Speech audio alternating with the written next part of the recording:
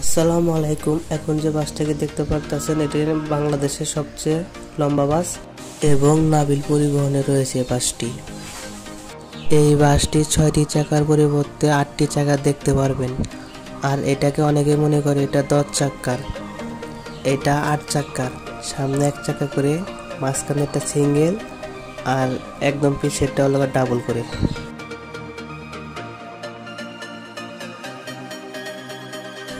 আমার দেখা সবচেয়ে বাংলাদেশের লম্বা বাস। আমি মনে করি বাংলাদেশের এটা সবচেয়ে লম্বা বাস এই বাসটি।